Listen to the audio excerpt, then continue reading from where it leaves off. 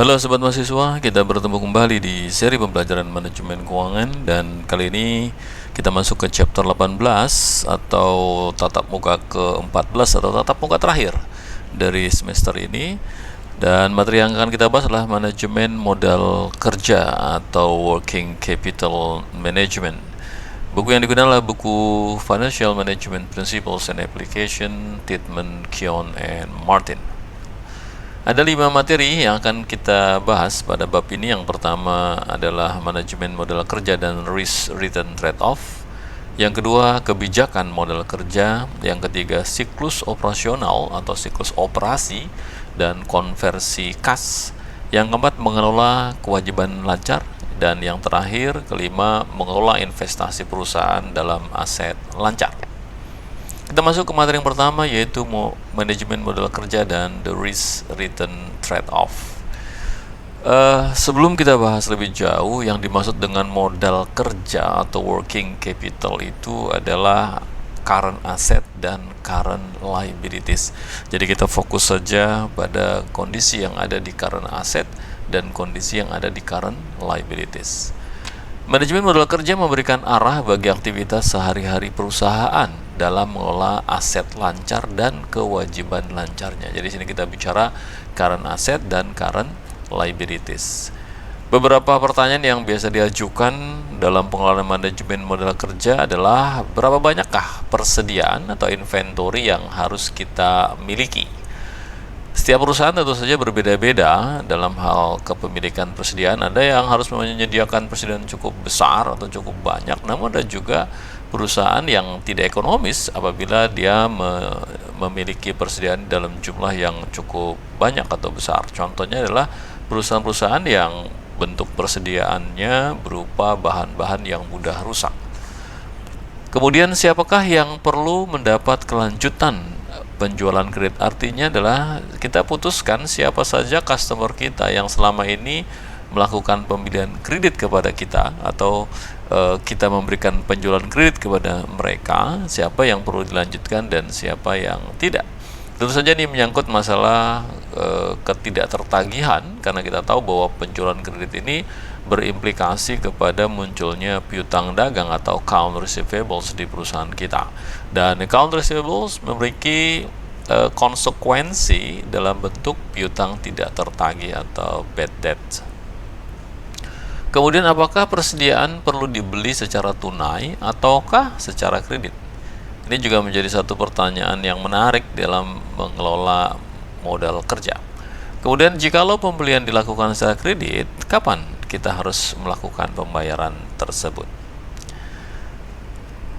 Current ratio, ini sudah Anda kenal di materi tentang analisis keuangan. Dan networking capital, working capital modal kerja tadi aset lancar dengan kewajiban lancar. Kalau networking capital berarti selisih antara current asset dan current liabilities, merupakan dua alat ukur dalam penentuan likuiditas perusahaan. Likuiditas artinya kemampuan perusahaan membayar hutang jangka pendek. Kalau kemampuan perusahaan membayar hutang jangka panjang disebut solvabilitas. Untuk mengelola likuiditas, para manajer harus menyeimbangkan antara investasi dalam aset lancar dengan kewajiban lancarnya. Disinilah perlunya kita membahas masalah manajemen modal kerja, karena keseimbangan antara current asset dan current liabilities akan menyangkut kemampuan perusahaan dalam membayar hutang-hutang jangka pendek. Hal ini dapat dicapai dengan meminimalisasi penggunaan aset lancar dengan mencari tahu syarat utang lancar yang paling menguntungkan dan dengan memantau penggunaan pinjaman jangka pendek. Keputusan modal kerja akan mengubah likuiditas perusahaan dan melibatkan risk return trade-off. Jadi ada pertukaran trade-off antara risiko dengan imbalan atau return. Contoh, suatu perusahaan dapat mempertajam profitabilitas mereka dengan mengurangi investasi mereka pada pasar uang yang menghasilkan imbalan rendah atau low yielding money market securities. Kita tahu bahwa perusahaan bisa saja melakukan investasi pada sekuritas jangka pendek. Dan kenapa imbalan rendah? Kalau Anda ingat, imbalan rendah berkaitan dengan risiko yang rendah pula. Perusahaan yang sangat hati-hati dalam mulai investasi, termasuk investasi jangka pendek, harus mempertimbangkan resikonya. Nah, oleh karenanya, ketika mereka menentukan resiko sekuritas yang rendah, mereka juga akan mendapatkan imbalan yang rendah. Namun hal ini dapat menimbulkan kesenjangan akses dana likuiditas dan risiko kegagalan yang lebih tinggi. Artinya ada trade-off. Kalau mereka yang memang ingin mempertahankan imbalan rendah, berarti mereka bermain di risiko yang rendah. Dan kemudian kalau mereka beralih ke risiko tinggi, maka mereka juga akan dapat imbalan tinggi. Namun dengan risiko tinggi ada risiko kegagalan yang juga lebih tinggi. Ini disebut dengan risk and return trade-off. Artinya memang kita harus pertimbangkan kembali antara risiko dengan imbalan yang memang kita ingin harapkan. Jangan sampai dana tunai yang kita miliki kita masukkan dalam sekuritas jangka pendek namun berada pada risiko yang tinggi, sehingga ketika dia gagal akan berdampak pada arus kas pula. Mari kita ambil contoh kasus mengukur likuiditas perusahaan. Dampak dari likuiditas Ford menjadikan perusahaan berpeluang masuk ke dalam pengaturan pembiayaan jangka panjang dengan cara meminjam uang sejumlah 2 miliar dolar yang dapat digunakan untuk mengurangi utang lancar perusahaan di tahun 2011 sebesar 2 juta. Sebagaimana data pada slide berikut.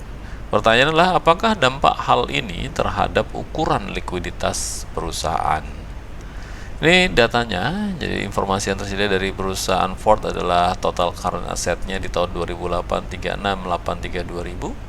Kemudian total current liabilitiesnya 78.158.000. Anda bisa lihat di sini current assetnya lebih rendah daripada current liabilities. Dan kemudian mereka melakukan peminjaman sebesar 2 miliar US dollar untuk mengurangi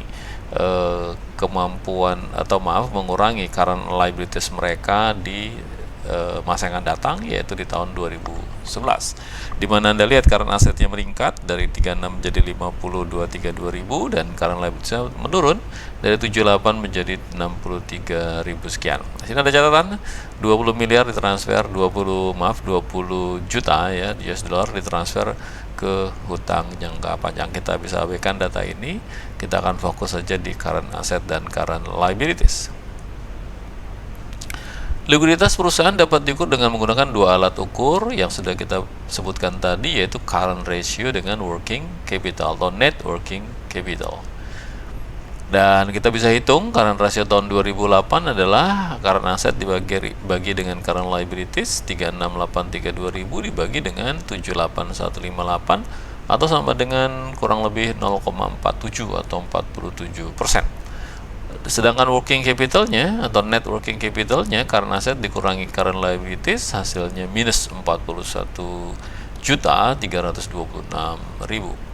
Di tahun 2011 current asset current liabilitiesnya 0,82. Anda bisa lihat meningkat dari 47 menjadi 82%.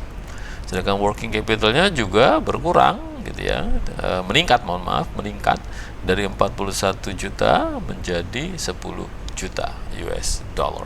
Ini adalah kondisi secara singkat yang ingin dijelaskan bahwa ini disebabkan karena perusahaan mengajukan pinjaman dan kemudian digunakan salah satunya untuk menekan atau menurunkan current liabilities yang berdampak pada peningkatan current ratio dan net working capital. Kesimpulannya, pengaturan pembiayaan jangka panjang sebesar 2 miliar US dollar dapat memperbaiki ukuran likuiditas perusahaan dengan meningkatkan current ratio dari 0,47 di tahun 2008 menjadi 0,82 di tahun 2011. Tentu saja di sini ada ulasan-ulasan atau analisisnya ya. Ini kita ambil langsung kesimpulan yang sederhana saja karena memang kita fokus pada current asset dan current liabilities. Di sini ingin digambarkan bahwa ketika Anda menggunakan hutang jangka panjang, hutang tersebut bisa digunakan untuk meningkatkan likuiditas Anda. Bahwa kemudian dampak kesolvabilitasnya berbeda, ya bisa saja. Jadi Anda juga harus bisa pikirkan, pertimbangkan antara likuiditas dengan solvabilitasnya. Kita masuk ke materi yang kedua, yaitu mengenai kebijakan modal kerja atau working capital policy. Pengelolaan modal kerja bersih perusahaan melibatkan pengambilan keputusan strategi investasi dalam membiayai aset lancar dan kewajiban lancar. Jadi ketika kita mau bicara modal kerja, sekali lagi yang kita bahas adalah aset lancar dan kewajiban lancar, current asset dan current liabilities perusahaan, dengan mempertimbangkan keunggulan dan kelemahan tiap-tiap sumber pembiayaan. Sumber pembiayaan itu saja menyangkut aset lancar dan kewajiban lancar. Kalau kita bicara pembiayaan, tentu saja kita fokusnya di kewajiban, karena kita tahu pembiayaan atau financing ada dua, yaitu debt financing dan equity financing. Ada satu prinsip yang disebut dengan self-liquidating debt, yaitu hutang yang akan melikuidasi, tanda kutip ya, likuidasi perusahaannya menjadi lebih bagus sendiri, begitu ya, otomatis, atau self atau swa likuidasi hutang.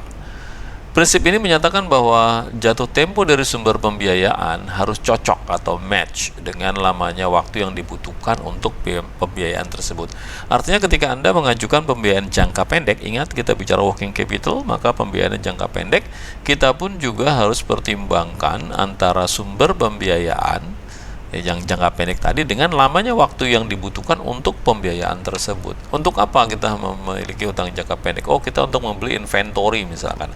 Maka berapa lama turnover perputaran inventory kita? Maka kita harus seimbangkan antara jangka waktu pembiayaan tersebut, karena pembiayaan tentu saja kita harus kembalikan pokok hutangnya dalam waktu segera. Ingat, jangka pendek berarti kurang dari 12 bulan dibandingkan dengan kalau untuk inventory, kalau pembiayaan tadi untuk inventory, maka dibandingkan dengan turnover atau perputaran dari inventory itu sendiri.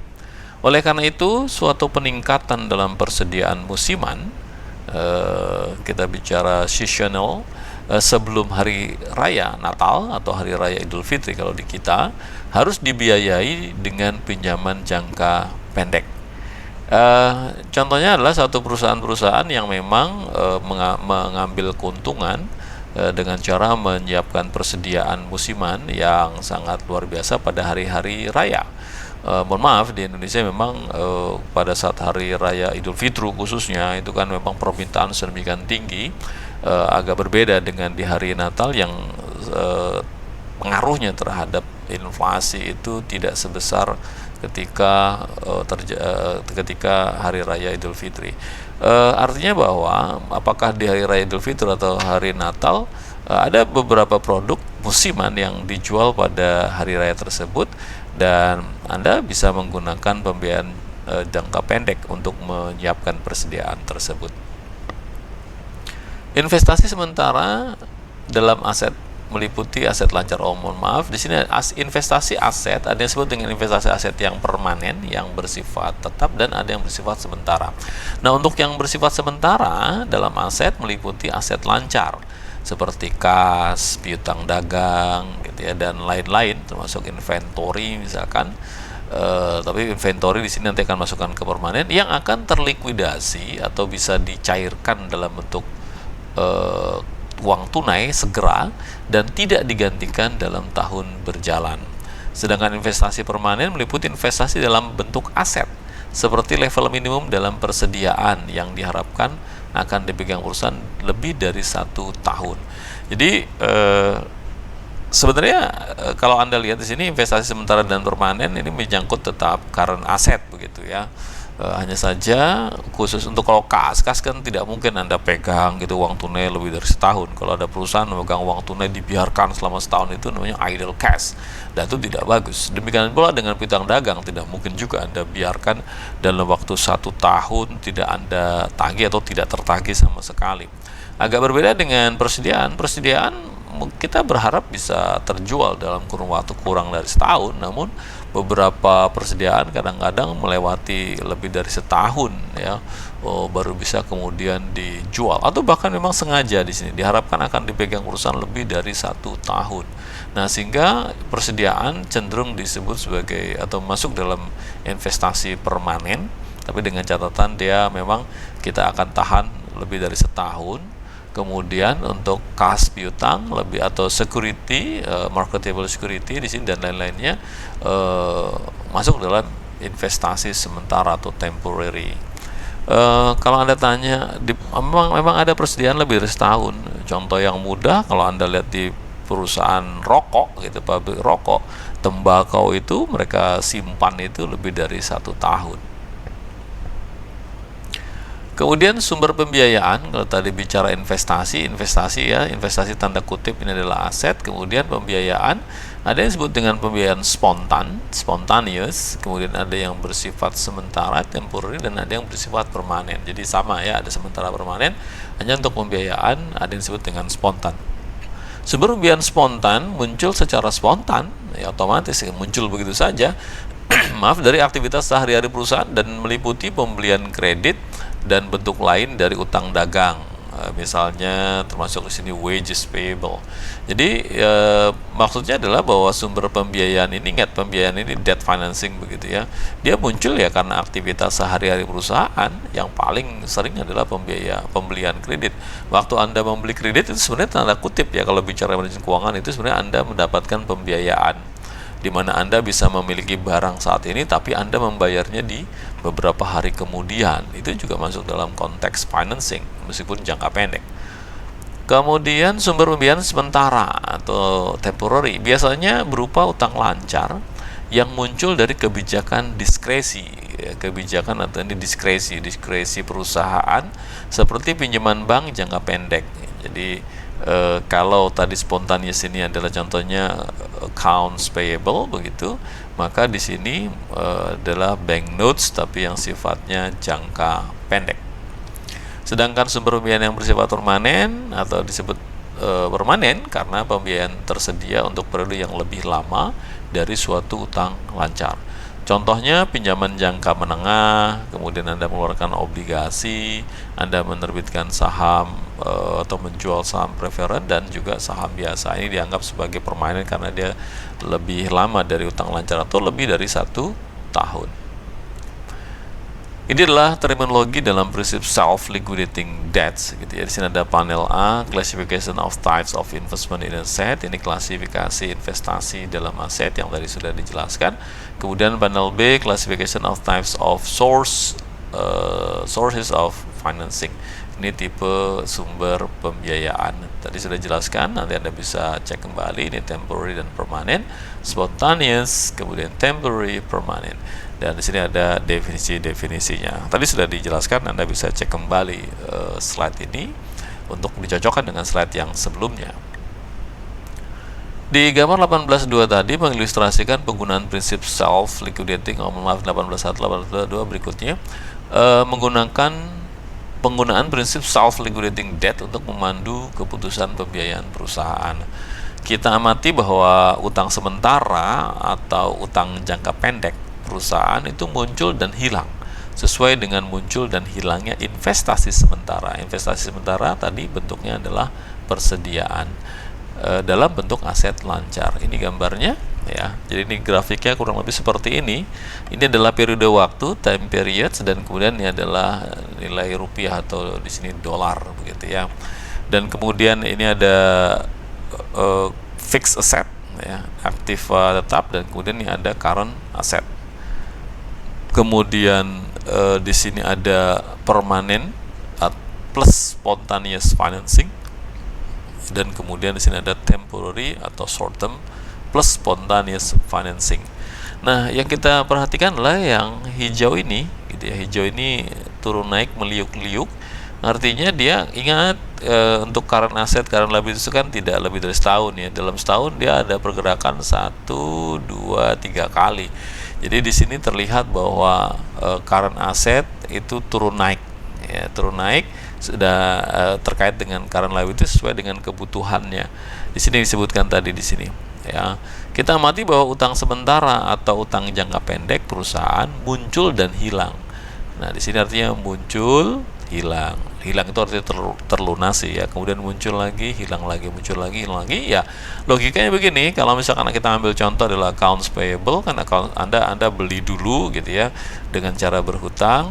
Kemudian katakanlah 10 hari, 15 hari atau 1 bulan Anda bayar lunas, Anda beli lagi secara kredit lagi, bayar lagi, dan seterusnya.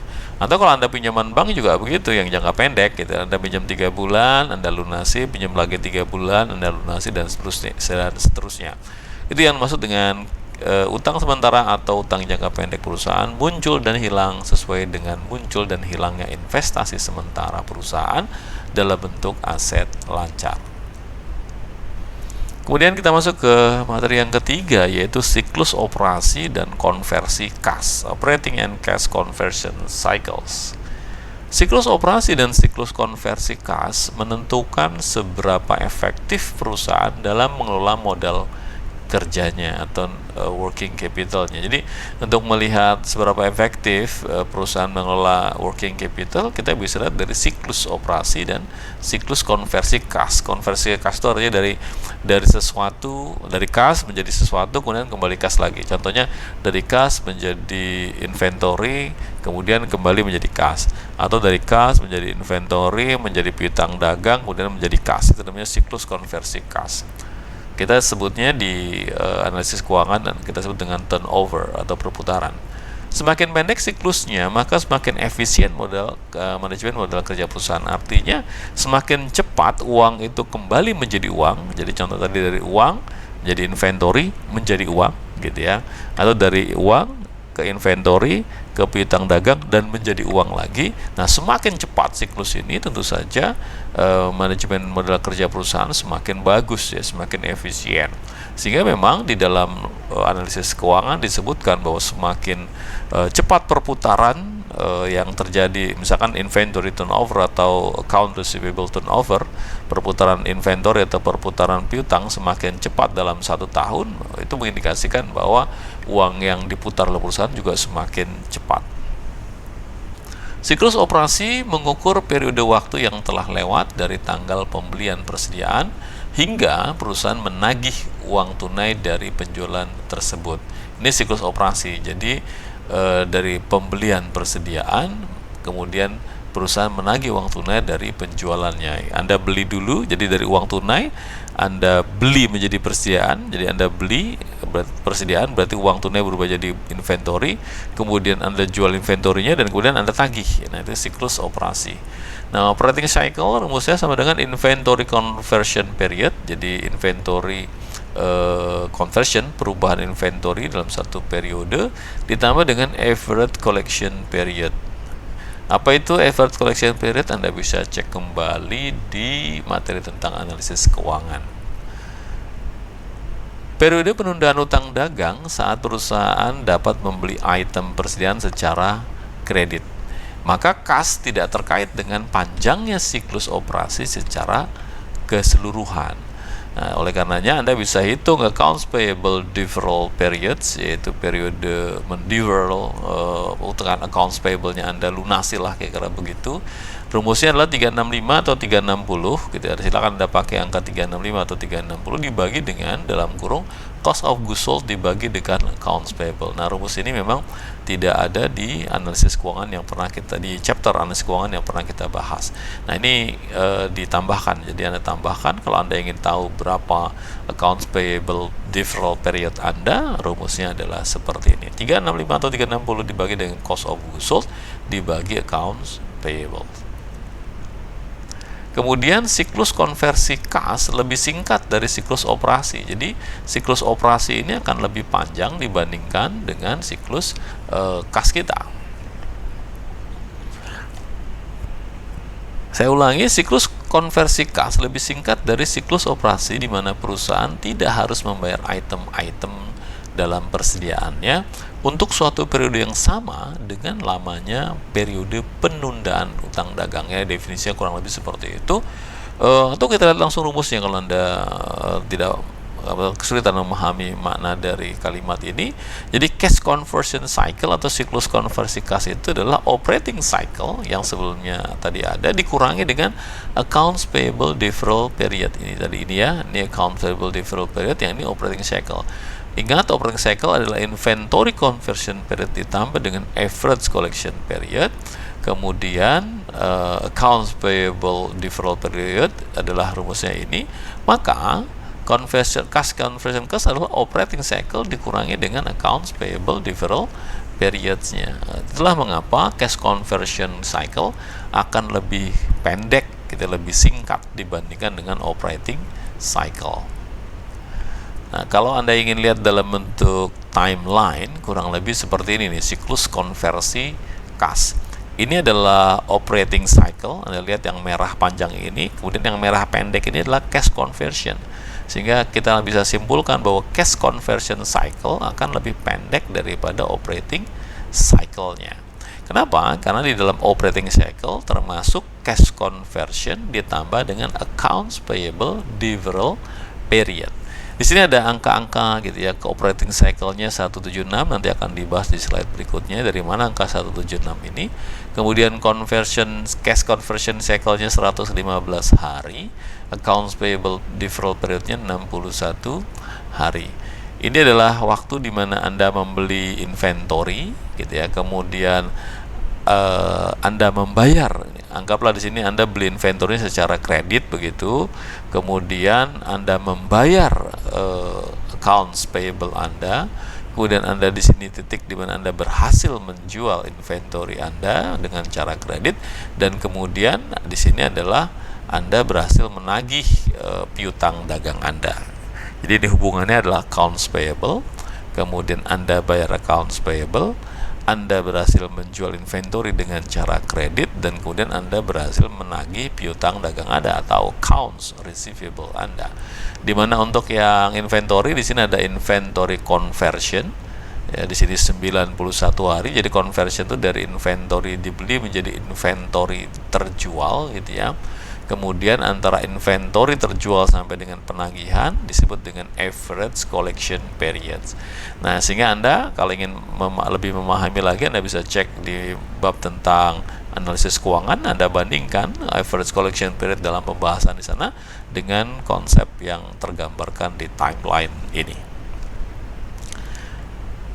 Ini adalah rumus-rumusnya, tadi sudah ada, ini diulangi lagi, operating cycle dan inventory conversion period ditambah dengan average collection period ya, atau ini ya, jadi ini keseluruhan ya. Kemudian accounts payable deferral period, rumusnya ini 365 dibagi cost of goods sold dibagi dengan accounts payable. Kemudian cash conversion cycle adalah operating cycle dikurangi accounts payable deferral periods. Kemudian ada inventory conversion period adalah 365, tadi belum ya, rumusnya di sini tambahkan 365 atau 360 dibagi dengan inventory turnover ratio, di mana inventory turnover ratio rumusnya ini kalau Anda lupa yaitu cost of goods sold dibagi dengan inventory. Dan kemudian average collection period rumusnya adalah account receivable dibagi dengan daily credit sales. Untuk daily credit sales juga Anda boleh gunakan 365 atau 360. Jadi account receivables dibagi dengan annual credit sales dibagi 365 atau 360. Ini rumus-rumusnya untuk Anda ingat kembali atas apa yang sudah kita pelajari di bab tentang analisis keuangan. Di gambar 18.3 menggunakan informasi berikut ini. Jadi yang tadi tergambarkan ini ya, angka-angka sini ada 91, 85, 61, 115 atau 115, 176 hari menggunakan angka ini, di mana annual credit sales-nya adalah 15 juta, kemudian cost of goods sold-nya 12 juta, inventory 3 juta, account receivable 3,6 juta, accounts payable outstanding yang beredar ya, yang ada di tangan para kreditor kita ya, atau debitur kita, mohon maaf, 2 juta. Periode konversi persediaan adalah jumlah hari untuk mengkonversi persediaan ke dalam penjualan kredit. Sedangkan average collection period adalah jumlah hari untuk mengkonversi piutang dagang menjadi kas. Kemudian tadi rumusnya ini inventory conversion period 365 dibagi inventory turnover.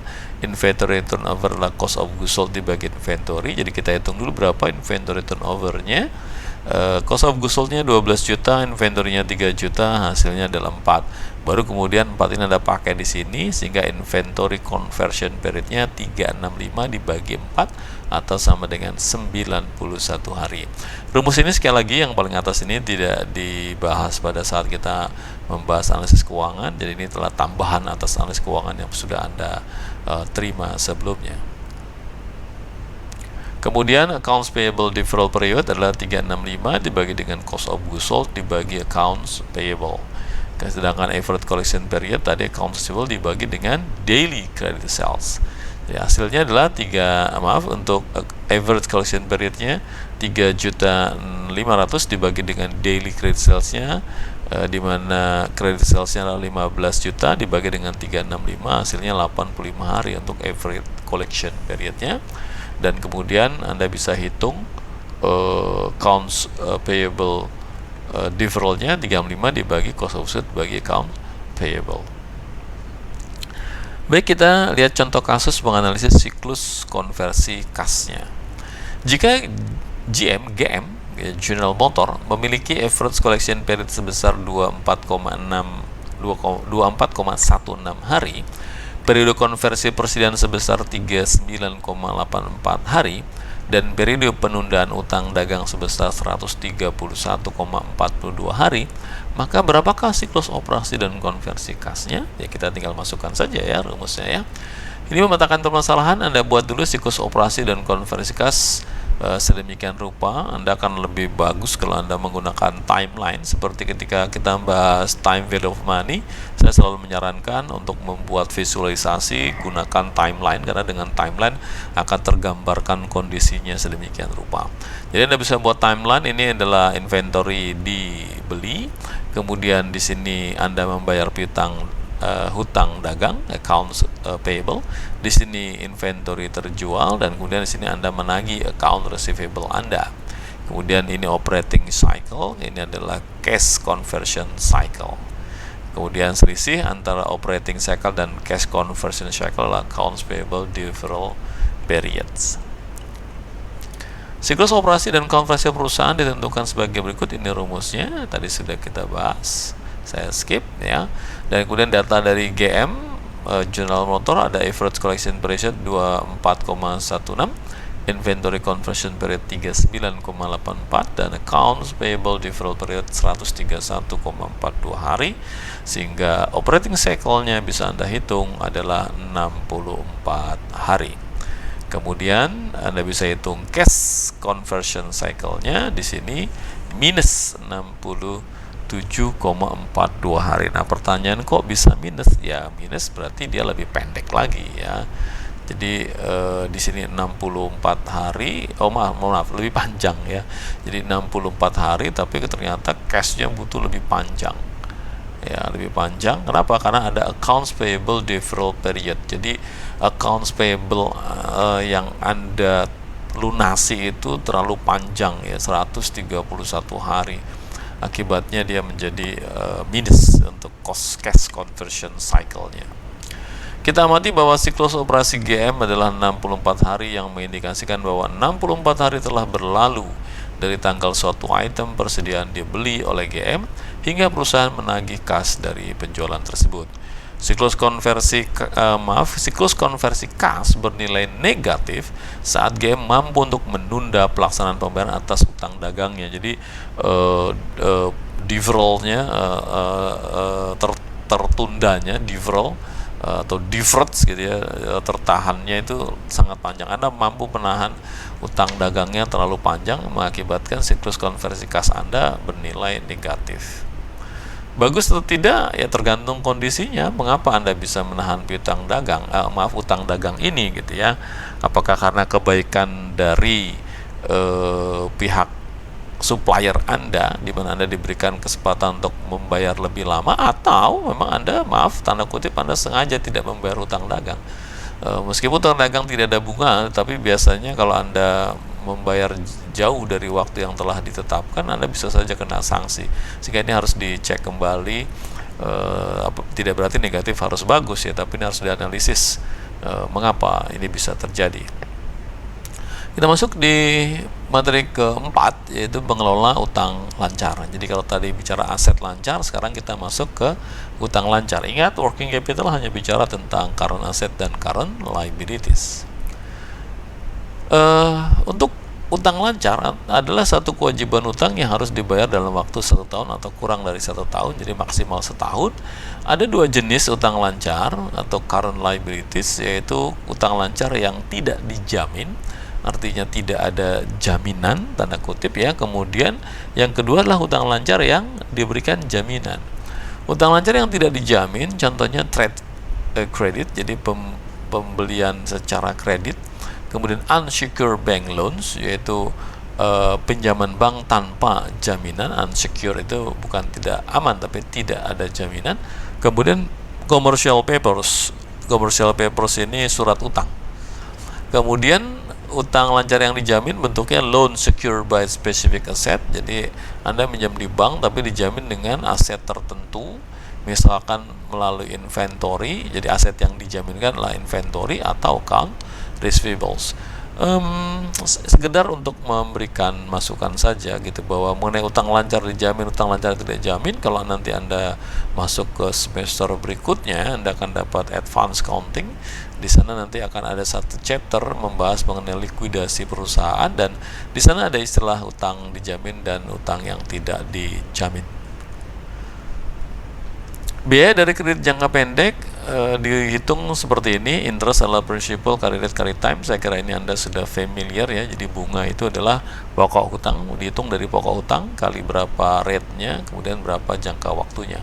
Contoh, berapakah biaya bunga untuk pinjaman 4 bulan sebesar $35 dengan tingkat bunga tahunan 12%. Maka bunganya adalah 35.000 kali tingkat suku bunganya 12%, kalikan 4/12 atau 1.400. Saya kira ini sudah Anda kenal dengan baik karena Anda sering sekali menghitung bunga seperti ini.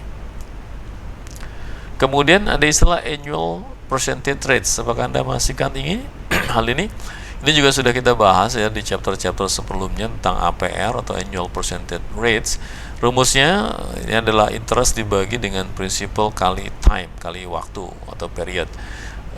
Atau bisa juga annual percentage rate itu adalah interest dibagi principal kali 1 per time. Jadi sama nih sebenarnya ya. Rumus ini akan Anda bisa modifikasi seperti ini ya. Contoh, Rio Corporation merencanakan untuk meminjam uang sebesar 35.000 untuk jangka waktu 120 hari dan membayar kembali 35.000 pokok utang ditambah dengan bunga sebesar 1.400 pada saat jatuh tempo. Nah, kemudian kalau Anda ditanya berapakah sih APR-nya, annual percentage rate-nya, maka Anda bisa hitung bunganya 1.400 dibagi dengan pokok hutang ya, kemudian dikalikan 1 per waktu. Waktunya adalah 1 dibagi 120 per 365. Kalau Anda hitung APR-nya adalah 12,167. Apa yang maksud dengan annual percentage rates? Jadi Anda lihat di sini bunganya tadi 12% sebenarnya. Kalau Anda lihat di sini 12% kan. Ini adalah bunga yang terstate, bunga yang dinyatakan. Kalau obligasi kita nyebutnya bunga kupon, ini bunga yang ditetapkan. Namun faktanya sebenarnya Anda membayar annual rate-nya lebih dari 12%.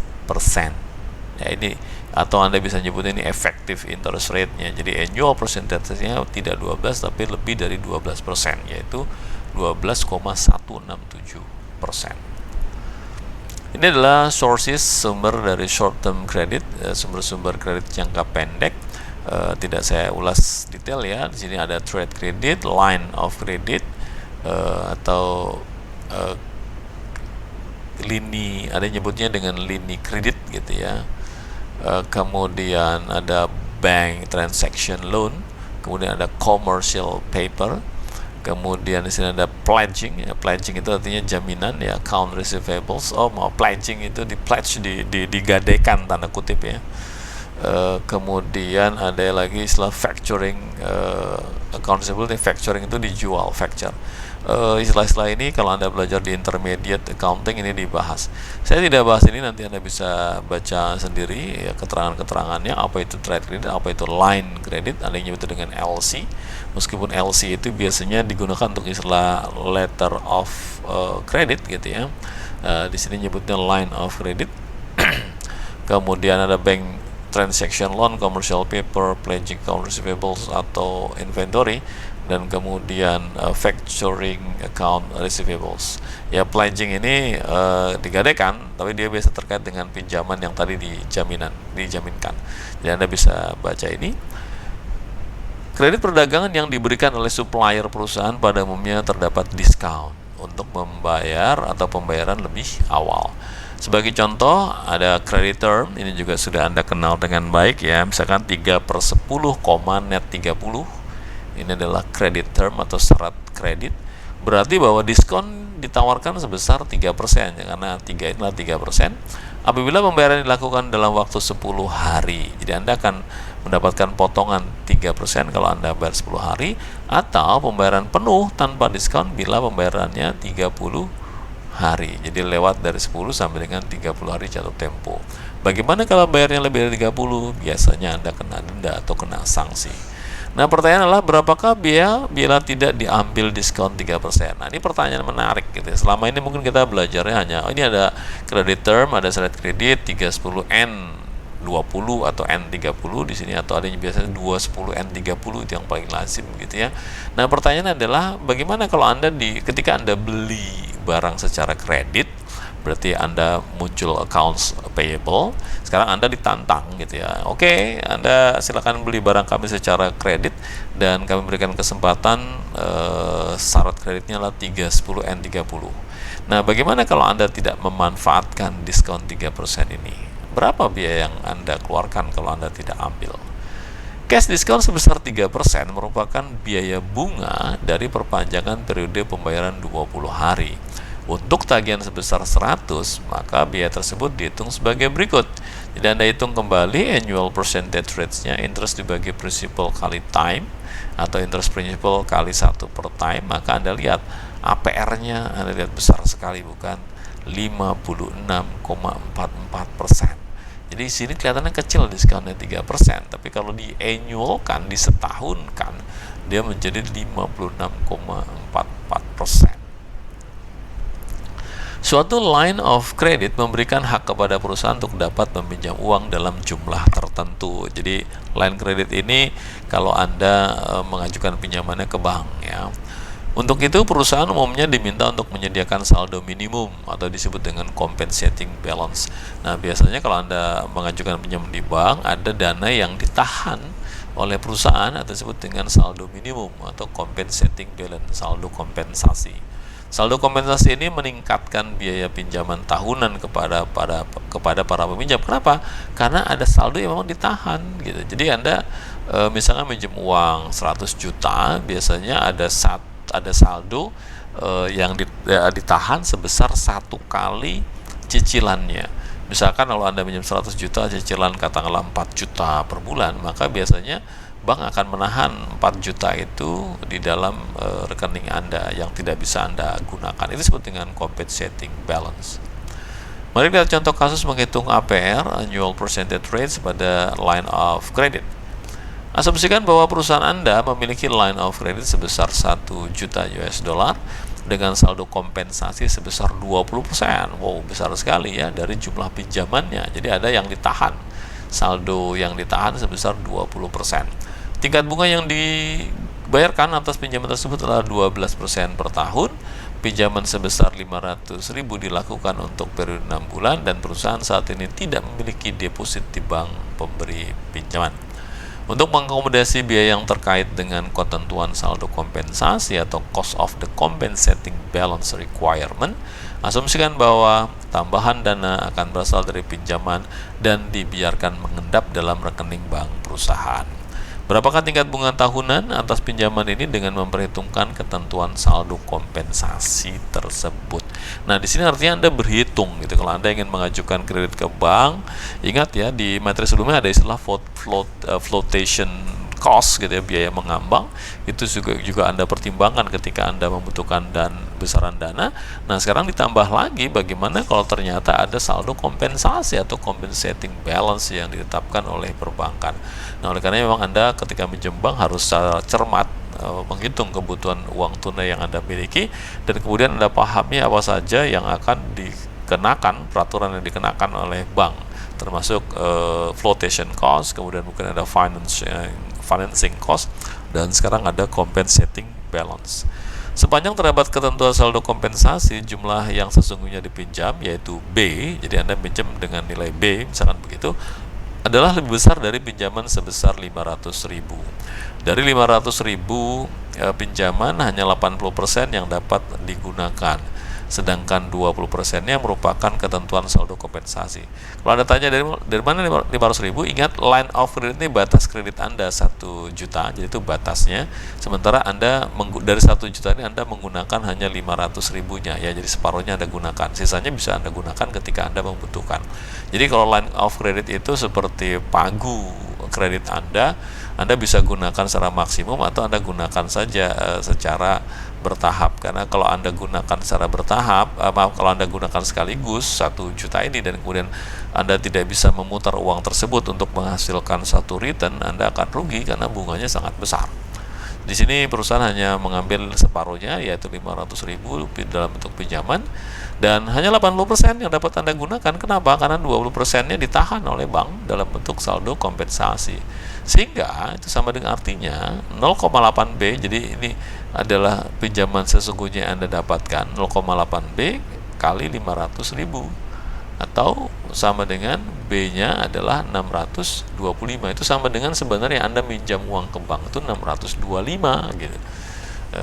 Kenapa? Karena dari 500.000 ini ada hanya 80% yang bisa Anda manfaatkan.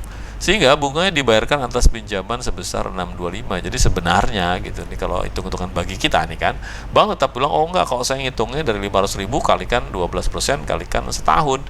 Nah, kita sebagai peminjam berhitungnya tidak seperti itu, bahwa sesungguhnya bunga yang dibayarkan itu sebenarnya dari 625 ini gitu. Ini yang kita sebut dengan efektif interestnya. Padahal uang yang tersedia dan bisa digunakan oleh perusahaan hanya sebesar 500.000 gitu.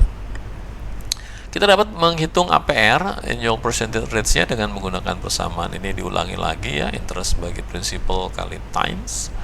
Nah, inilah bunga yang dibayarkan atas pinjaman sesungguhnya sebesar 625 dalam jangka waktu 6 bulan dengan tingkat bunga 12%, sehingga interestnya adalah 37.500. 625 kali 12% kalikan 6/12 atau setengah, hasilnya 37.500. Dan APR-nya Anda bisa lihat sebenarnya adalah 15%. Tadi kan bunga bank bilangnya 12%, bukan?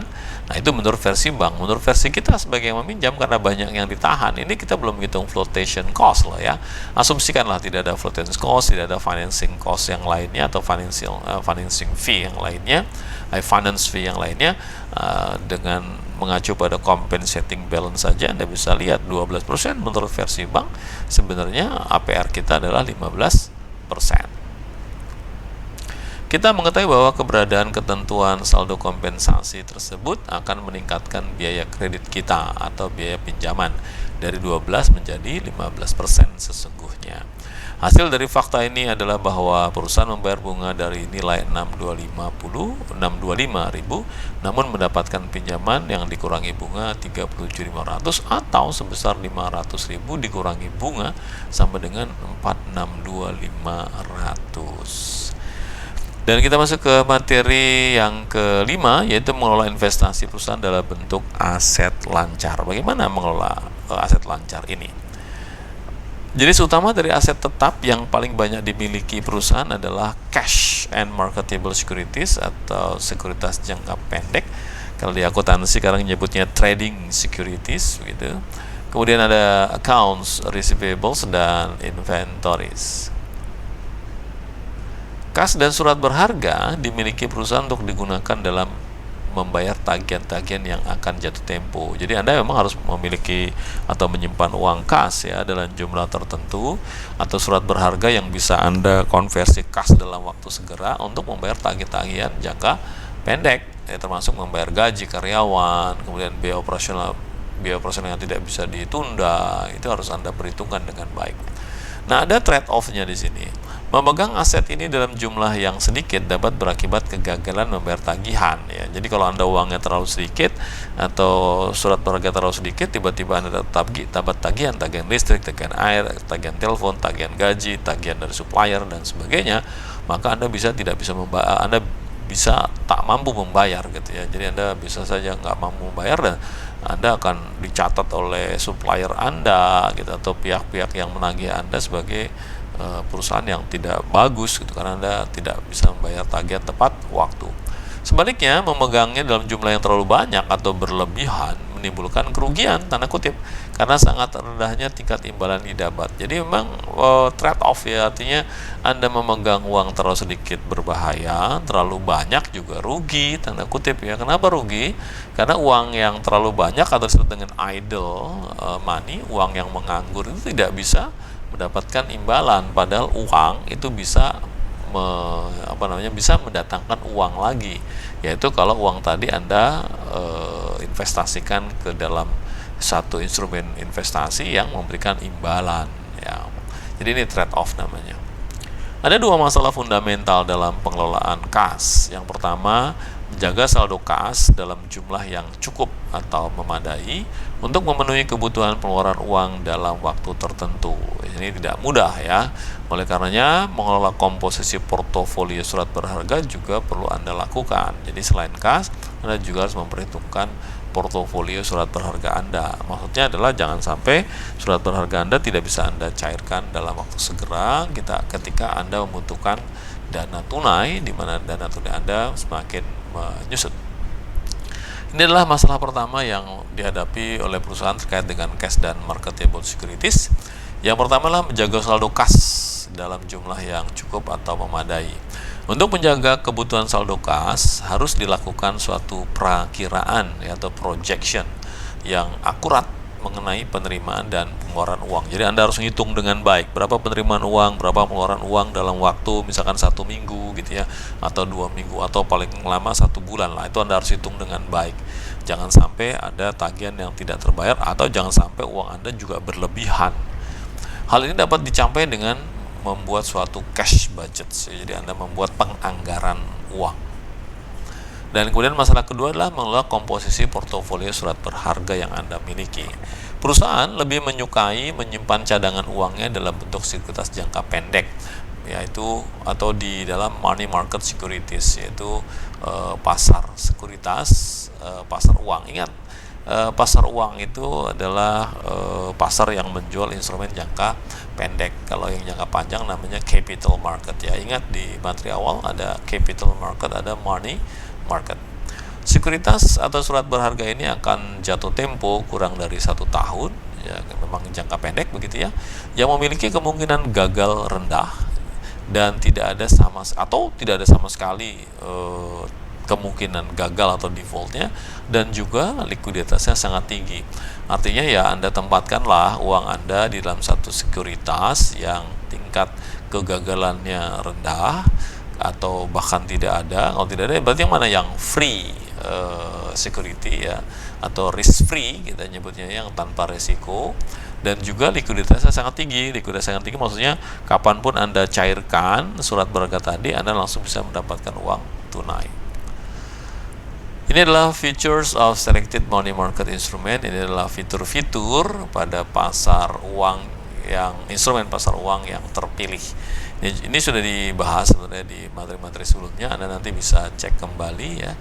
Contohnya US Treasury Bills, ini adalah surat perbendaraan di Amerika, di kita surat perbendaraan di Indonesia. Kemudian ada Federal Agency Securities, Banker Acceptance, Negotiable Certificate, Commercial Paper, Repurchase Agreement, Money Market Mutual Fund. Maaf saya tidak bahas satu persatu. Silakan Anda pelajari slide ini sendiri gitu ya. Anda bisa freeze atau Anda lihat slide, kemudian Anda baca ini. Kemudian kita masuk ke pengelolaan account receivables. Tadi kas dan marketable securities, sekarang kita masuk ke aset ya lancar yang lain, yaitu accounts receivables. Arus kas yang berasal dari penjualan tidak dapat diinvestasikan hingga account receivable dapat ditagih. Artinya begitu Anda mengubah tanda kutip ya kas Anda menjadi inventory, dan kemudian inventory terjual secara kredit, muncul account receivables begitu, maka Anda baru akan dapat uang lagi ketika account receivables-nya sudah dapat ditagih. Prosedur dan kebijakan penagihan yang efisien akan memperbaiki profitabilitas dan likuiditas perusahaan. Ya tentu saja kalau misalkan account receivables Anda sedemikian besar atau cukup besar, namun ketika ketertagihannya rendah, maka dia akan berdampak terhadap arus kas kita, bukan?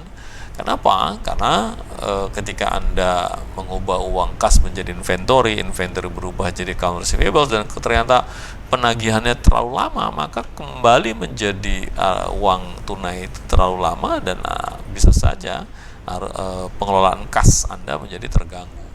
Nah, sehingga memang dibutuhkan suatu prosedur dan kebijakan dalam penagihan yang efisien. Lakukan penagihan aktif atas account receivables ini agar hal ini tidak mengganggu profitabilitas Anda dan likuiditas Anda. Ada faktor-faktor yang menentukan besaran investasi perusahaan dalam bentuk account receivables. Yang pertama adalah level penjualan kredit. Jadi account receivables ini kan memang muncul dari penjualan kredit. Jadi Anda lihat bagaimana level penjualan kredit Anda, berapa persen dari total penjualan Anda merupakan penjualan kredit. Oh, ternyata dari 100% penjualan, 80%-nya adalah penjualan secara kredit. Berarti cukup besar, bukan? Dan 20% bentuk tunai, penjualan tunai, ternyata 80% berupa kredit. Nah, ini level penjualan ini juga harus Anda tetapkan. Apakah harus 80 atau mungkin bisa kurang dari 80%? Kemudian yang kedua, level penjualannya. Semakin tinggi penjualan, maka semakin besar account receivables-nya. Artinya kalau Anda berarti tadi misalkan 80%, semakin tinggi total penjualan Anda, maka 80% bentuk kredit Anda juga akan semakin besar. Akibatnya account receivable Anda juga akan semakin besar. Anda bayangkan kalau ternyata level penjualan kredit Anda 100%. Jadi Anda semua penjualan barang tidak tunai gitu ya, semua boleh kredit. Wah, itu adalah semakin berat lagi untuk mengelola piutang tadi agar cepat menjadi uang tunai. Kemudian yang ketiga adalah kebijakan kredit Anda dan bagaimana kebijakan penagihan Anda atau collection-nya. Ini adalah diagramnya, ya, gambaran mengenai faktor-faktor menentukan account receivable tadi. Di sini ada percentage of credit sales to total sales, kemudian ada level of sales yang sudah dibahas tadi, kemudian ada credit and collection policies-nya.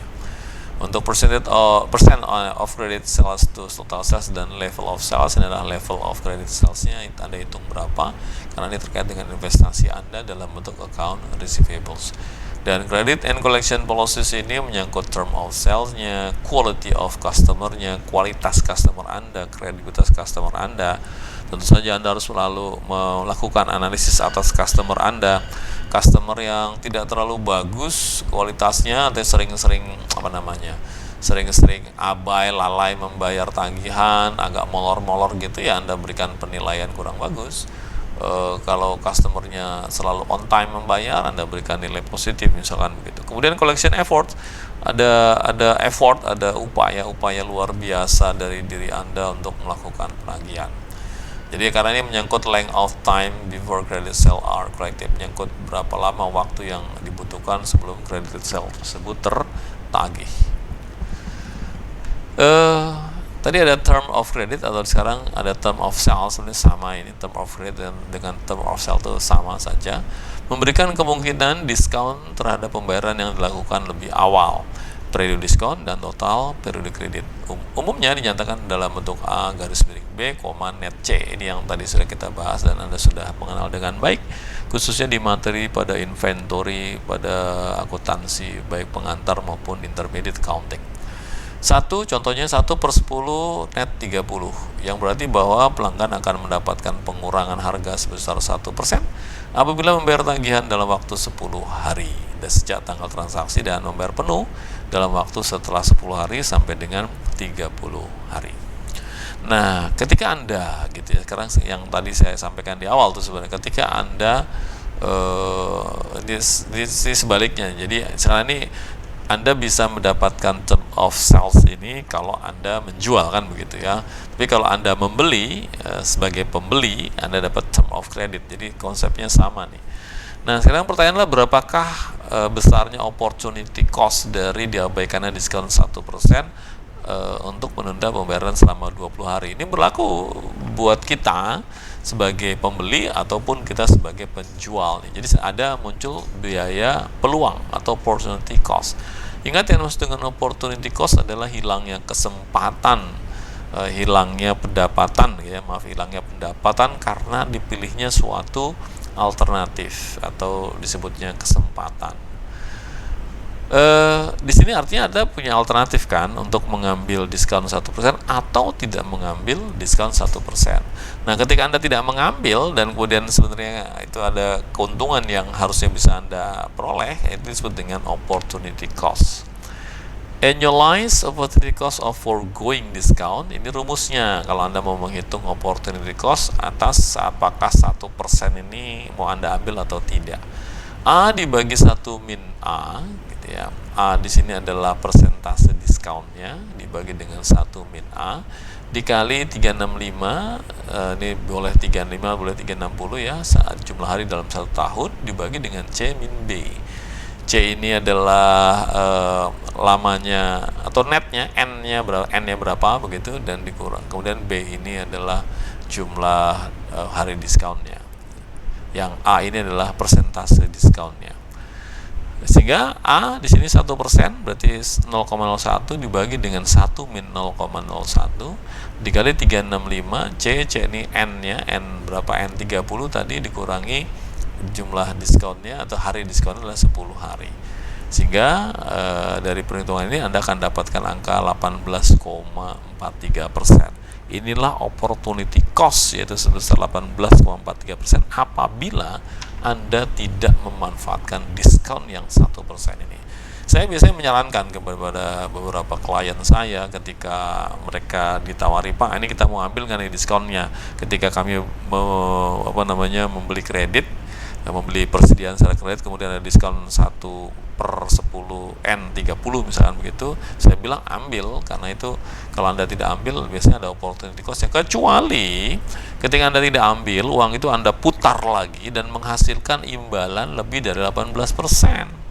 Ya, silakan saja, ini Anda bisa abaikan. Contoh dengan uang tadi, dengan tidak Anda bayar dulu yang 1% dalam waktu 10 hari tadi, kemudian itu dalam uang tersebut dalam 30 hari ya, karena batas waktunya 30 hari kan, dalam sebulan Anda bisa putar uang Anda di atas 18,43, misalkan 20%, ya maka sebaiknya diskonnya tidak perlu Anda ambil, karena Anda masih dapat 1,57%.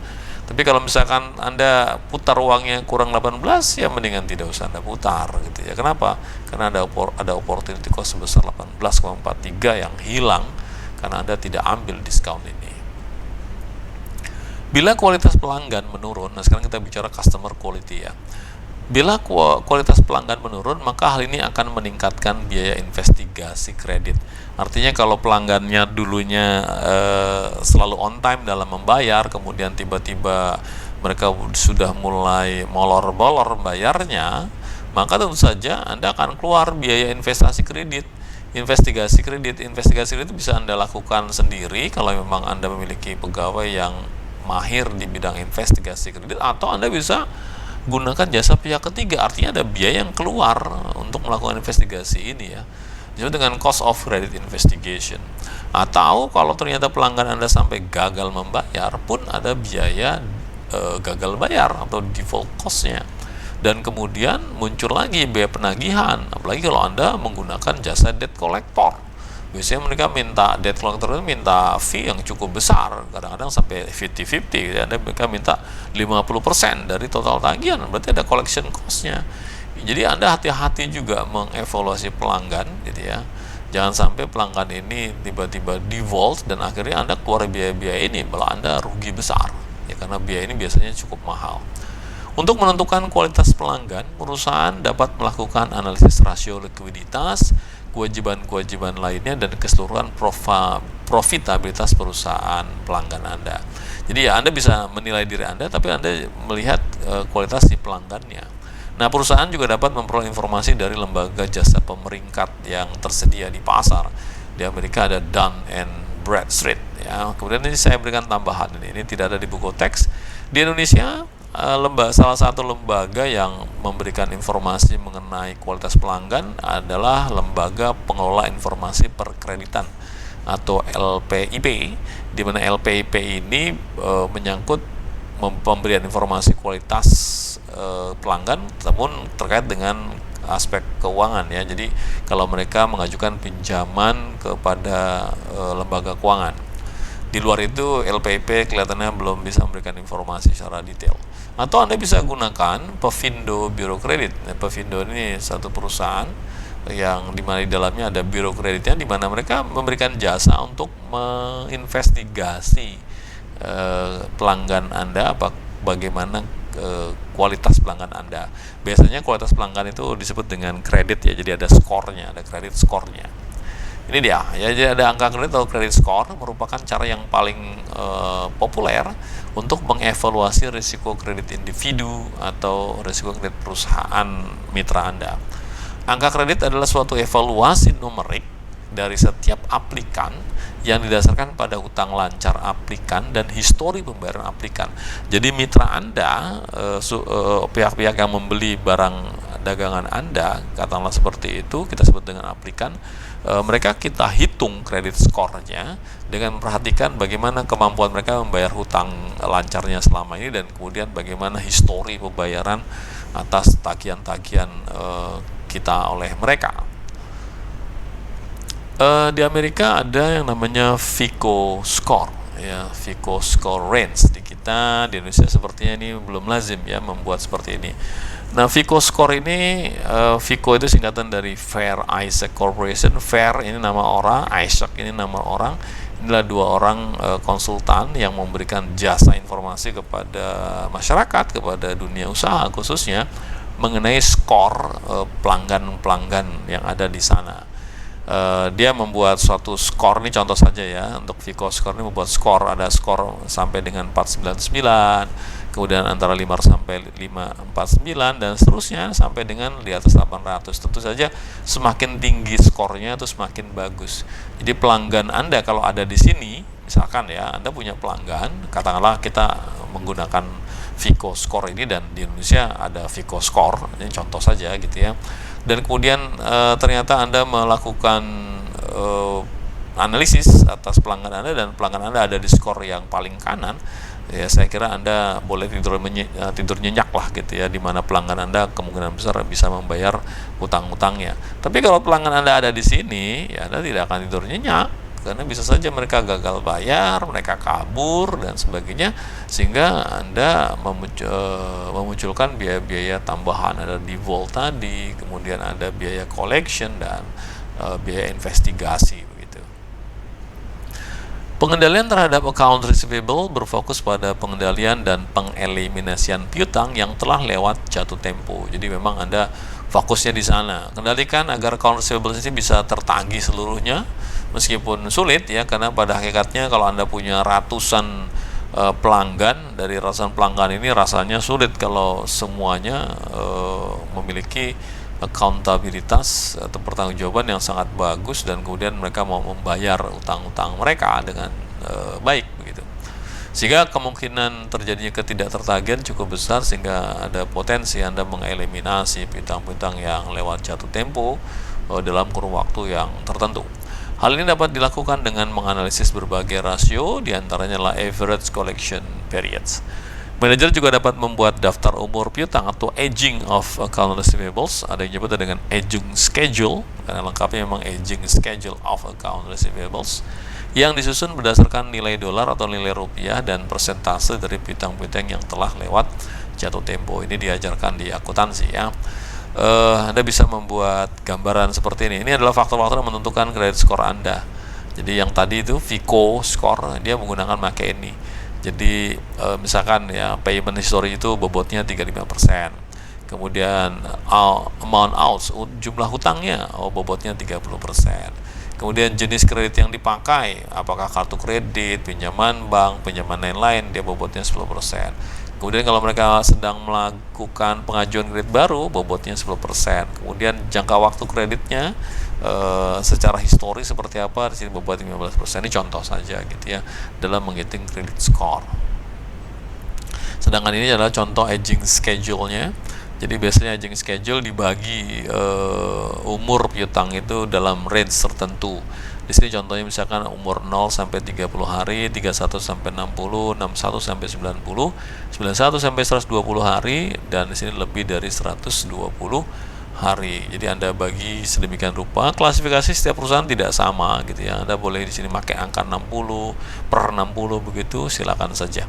Kemudian inilah jumlah uang yang terhutang tanda kutip yang menjadi tagihan Anda kepada pihak lain, dan kemudian ini persentase per klasifikasi.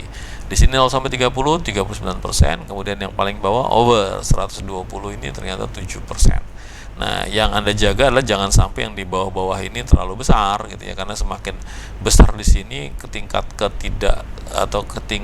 tak tertagihannya juga akan semakin besar.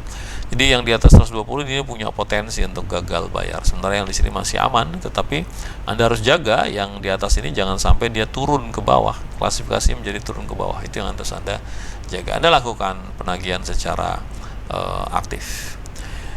Kemudian setelah piutang kita masuk ke persediaan. Manajemen persediaan meliputi pengendalian terhadap aset yang dihasilkan untuk dijual dalam kondisi operasi normal perusahaan.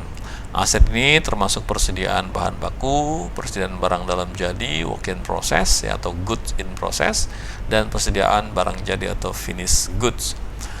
Berapa banyak persediaan yang harus tersedia bergantung pada target level penjualannya dan pentingnya persediaan tersebut. Artinya bahwa gini, ketika kita bicara manajemen persediaan gitu ya, Anda juga harus melihat dalam kondisi operasi normal Anda, kira-kira level atau jumlah ya, maksimum lah persediaan Anda itu berapa banyak. Anda harus perhatikan terkait dengan keterjualan persediaan Anda. Kalau memang barang Anda sangat diminati oleh masyarakat, begitu ya, perputaran cepat, Anda boleh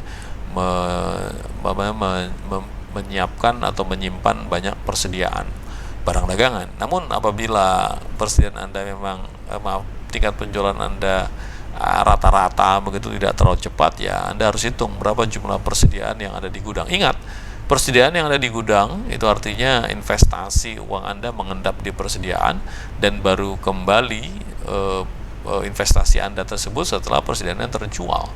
Bayangkan kalau terlalu banyak persediaan mengendap di gudang dan tidak terjual, maka tanda kutip Anda mengalami kerugian. Inilah pentingnya menentukan berapa besar persediaan yang harus tersedia di gudang Anda.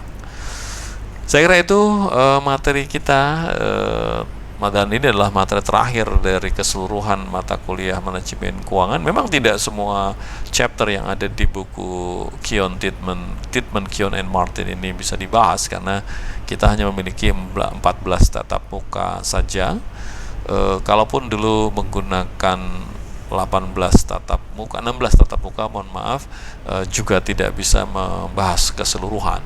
Karena memang idealnya buku manajemen keuangan ini harusnya dibagi menjadi dua, ada manajemen keuangan 1 dan ada manajemen keuangan 2. Sementara Anda hanya diberikan satu kali saja, yaitu manajemen keuangan, sehingga tidak semua chapter yang ada di buku tersebut bisa kita bahas. Beberapa chapter terpilih tersebut tentu saja disesuaikan dengan kepentingan Anda sebagai mahasiswa diploma 3 pajak, di mana Anda perlu mengetahui apa yang dilakukan oleh perusahaan dalam rangka untuk mendapatkan keuntungan.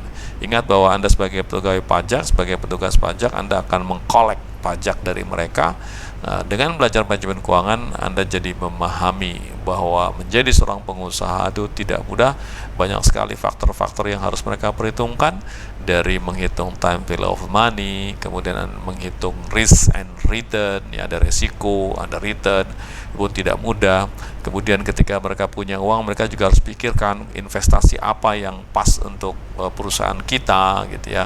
Apakah kita investasi ke surat berharga dalam bentuk saham, apakah kita membeli obligasi, atau bahkan investasi dalam bentuk proyek atau kegiatan utama perusahaan. Termasuk yang terakhir kita bahas menyangkut cost of capital-nya. Kalau kita tidak punya uang yang cukup, kita terpaksa melakukan financing, pembiayaan. Kita bisa menggunakan debt financing, kita berhutang, atau kita menggunakan equity financing. Ini pun dipikirkan apakah menggunakan debt financing maupun equity financing, karena kedua-dua financing ini memunculkan cost of capitals. Dan terakhir, Anda diperlihatkan juga mengenai kebijakan struktur modal perusahaan, bahwa tidak mudah menetapkan berapa persen hutang, berapa persen ekuitas, termasuk working capitalnya, modal kerjanya, Anda juga harus menyeimbangkan antara current asset dengan current liabilities. Inilah kompleksitas ya di dalam mengelola keuangan sebuah perusahaan, sehingga memang tidak mudah untuk mengelola sebuah perusahaan dari perusahaan kecil apalagi bisa menjadi besar, dan kemudian mereka bisa mendapatkan profit atau net income yang memadai. Padahal Anda sebagai petugas pajak tahunya adalah bahwa ini WP badan, mereka harus kenakan tarif sekian. Nah, Anda tidak mungkin gitu ya, kalau Anda tidak belajar manajemen keuangan, Anda tidak pernah berpikir betapa beratnya, betapa sulitnya untuk mendapatkan profit bagi sebuah perusahaan. Sementara negara tinggal mengkolek mereka katakanlah rata-rata 25-30% dari keuntungan yang diperoleh oleh perusahaan. Itu closing statement saya untuk mengakhiri seri manajemen keuangan kita kali ini. Mudah-mudahan materi yang selama ini Anda pelajari dari awal sampai akhir terkait dengan manajemen keuangan memberikan manfaat, minimal insight, satu gambaran dalam pola pikir Anda, baik Anda sebagai calon pegawai di lingkungan Kementerian Keuangan, khususnya di Direktorat Jenderal Pajak, atau bahkan kalau Anda sudah berminat untuk terjun ke dunia usaha gitu ya, sambil menjadi PNS, ASN, Anda juga nyambi merintis sebuah usaha, atau bahkan ekstrimnya Anda keluar dari PNS misalkan gitu kan, Anda merasa tidak cocok chemistry Anda di sana, dan Anda terjun total di dalam dunia bisnis misalkan, atau Anda menjadi pegawai di sektor swasta. Saya kira materi-materi akan sangat berguna ketika Anda berada di sana. Demikian closing statement saya. Semoga materi kita selama seri pembelajaran ini bermanfaat bagi Anda untuk di masa yang akan datang. Terima kasih banyak telah mengikuti seri pembelajaran ini. Sampai berjumpa di seri pembelajaran yang lain.